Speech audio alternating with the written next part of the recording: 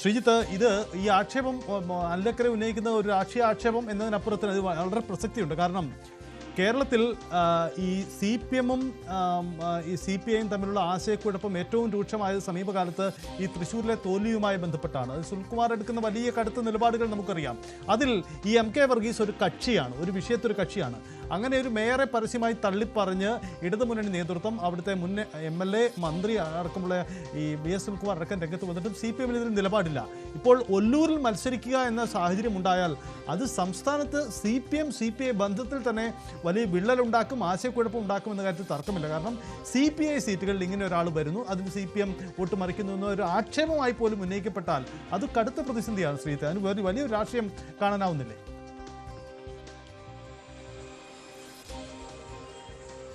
സജിത്ത്, അനിലക്കര തുടങ്ങി വെച്ചത് അവിടെ തന്നെയാണ്. അനിലക്കര പറയുന്ന രാഷ്ട്രീയം അത് തന്നെയാണ്. അതായത് അവർ ഈ തെരഞ്ഞെടുപ്പിൽ MK വർഗീസ് സ്ഥാനാർത്ഥിയാക്കിയാൽ ഉന്നയിക്കാൻ പോകുന്ന ആരോപണം കുറച്ച് മുൻപ് തന്നെ അനിലക്കര ഉന്നയിച്ചു എന്ന് മാത്രമേ ഉള്ളൂ. അതായിരിക്കും അവിടെ CPM-CPI വിഷയങ്ങളിൽ ഉണ്ടാകുന്ന തർക്കങ്ങൾ. അനിലക്കര വളരെ ബുദ്ധിപൂർവ്വം ഈ വിഷയങ്ങൾ പരമാവധി CPM-ഉം CPI-യും തമ്മിലുള്ള പ്രശ്നങ്ങളെ പരമാവധി കൂടുതൽ കുത്തിനോവിച്ച് അത് കൂടുതൽ പുറത്തെത്തിക്കാനുള്ള ശ്രമം കൂടിയാണ് നടത്തുന്നത് എന്ന് തന്നെ വിലയിരുത്തേണ്ടി വരും. അതാണ് ഈ മറ്റു പല സീറ്റുകളുടെ കാര്യമടക്കം എടുത്തുകൊണ്ട് മറ്റ് നാട്ടിക ഉൾപ്പെടെ സുരേഷ് ഗോപി മുന്നോട്ട് പോയ പല സീറ്റുകളുടെയും കാര്യം എടുത്തുകൊണ്ട് തന്നെ പറയുന്നത്, തൃശ്ശൂർ അടക്കമുള്ള മണ്ഡലങ്ങളുടെ കാര്യം എടുത്തുകൊണ്ട് പറയുന്നത്. അതുകൊണ്ട് അനിലക്കര പരസ്യമായി CPI-യെ ആ മുന്നണി വിടണം എന്ന് പറഞ്ഞുകൊണ്ട് ഫലത്തിൽ UDF-ലേക്ക് സ്വീകരിക്കുന്ന സാഹചര്യം പോലുമാണ് ന്യൂസ് 18-നുമായി അല്പസമയം മുമ്പ് നടത്തിയ അഭിമുഖത്തിൽ വ്യക്തമാക്കുന്നത് എന്നതും ഇതിൽ ശ്രദ്ധേയമാണ്. എന്തായാലും MK വർഗീസിനെതിരെ CPM-നെ സംബന്ധിച്ച് അവർക്ക് ആഗ്രഹമില്ലാഞ്ഞിട്ടായിരിക്കില്ല. പല വിഷയങ്ങളിലും എപ്പോഴും നിലപാടെടുക്കുന്ന പാർട്ടി തന്നെയാണ്. പക്ഷെ ഇപ്പോഴൊരു നിലപാടെടുത്ത് MK വർഗീസിനെ തള്ളി പറഞ്ഞാൽ അത് തൃശ്ശൂരിലെ ഭരണത്തെ തന്നെ ബാധിക്കും. ഒരു കോർപ്പറേഷൻ ഭരണം ഏറ്റവും അവസാനം തദ്ദേശ തെരഞ്ഞെടുപ്പിന് ആഴ്ചകൾ മാത്രം ബാക്കി നിൽക്കുക എന്ന് തന്നെ പറയാം. ആ ഘട്ടത്തിൽ ആ ഭരണം വീണാൽ അത് ആ തെരഞ്ഞെടുപ്പിലാകെ അവിടെ തിരിച്ചടി ഉണ്ടാകുമെന്ന കാര്യത്തിൽ സംശയമില്ല. അത് CPI-ക്കും അറിയാം.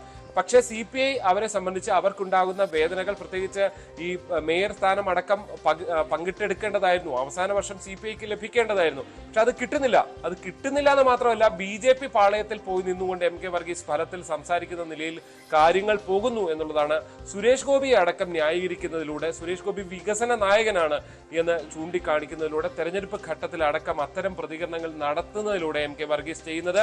അതുകൊണ്ട് തന്നെ ഇത് BJP-ക്ക് MK വർഗീസ് എത്തി ഒല്ലൂരിൽ മത്സരിച്ചാൽ ഒരു നേട്ടമാണ് എന്ന കാര്യത്തിൽ യാതൊരു സംശയവുമില്ല. കാരണം അവിടെ പരമാവധി നേടിയത് 22,000 വോട്ടാണ്. B. ഗോപാലകൃഷ്ണൻ ഒരു സംസ്ഥാന നേതാവായിട്ട് പോലും നേടിയത് അത്രയാണ്.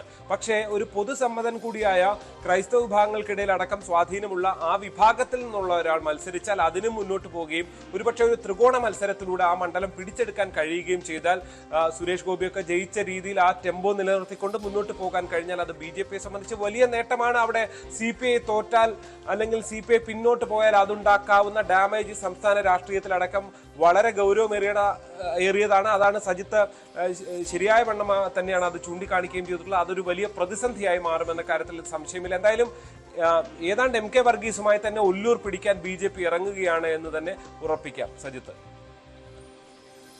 ശ്രീജിത്ത് സൂചിപ്പിച്ചതുപോലെ അതാണ് സുപ്രധാനമായ രാഷ്ട്രീയ നീക്കമായി ഇത് മാറുന്നത്.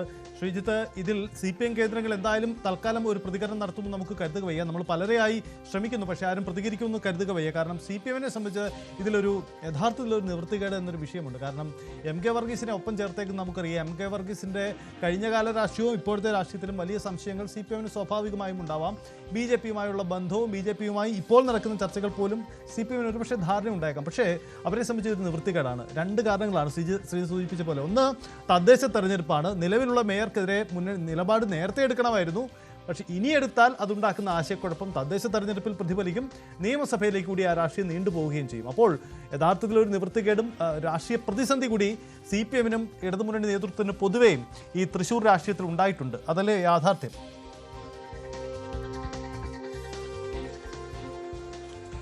തീർച്ചയായും അങ്ങനെ തന്നെയാണ് സജിത്ത്.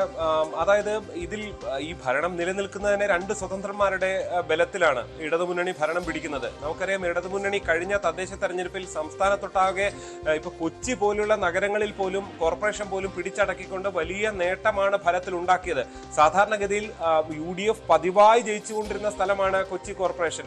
അതേപോലെ തന്നെ UDFന് വലിയ നേട്ടമുണ്ടാക്കുന്ന സ്ഥലമായിരുന്നു. പക്ഷെ അവിടെ UDFന്റെ സംഘടനാ സംവിധാനം കഴിഞ്ഞ കുറേ കാലമായി തകർന്നടിഞ്ഞു പോകുന്നു. അതിന്റെ ഏറ്റവും ഒടുവിലെ തെളിവായി കഴിഞ്ഞ ലോക്സഭാ തെരഞ്ഞെടുപ്പ് ഫലവും മാറുന്ന സാഹചര്യമുണ്ട്.